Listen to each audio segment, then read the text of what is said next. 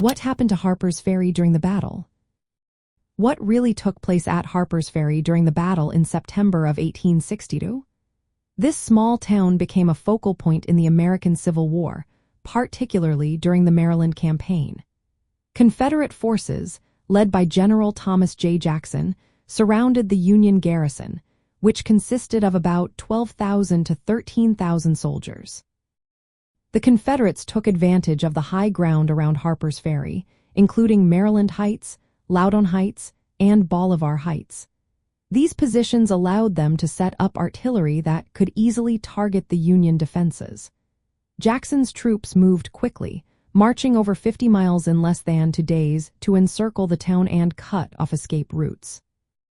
As the siege progressed, Confederate artillery bombarded the Union positions for several days. The Union commander, Colonel Dixon S.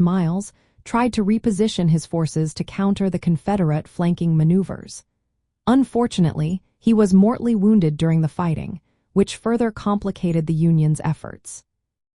By the morning of September 15th, after a night of heavy artillery and infantry deployment, Jackson launched a final assault. The Union troops faced overwhelming odds. With their positions becoming untenable, Colonel Miles made the difficult decision to surrender the entire garrison.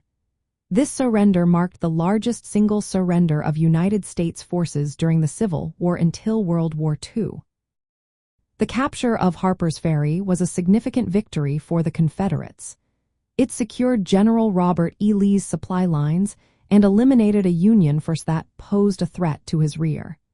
However, the decision to divide Lee's army to conduct this siege also created challenges for him later in the campaign.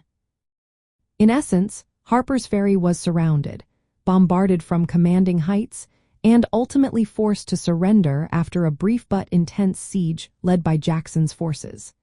This battle highlighted the importance of terrain and artillery in Civil War battles and had lasting implications for the Maryland Campaign.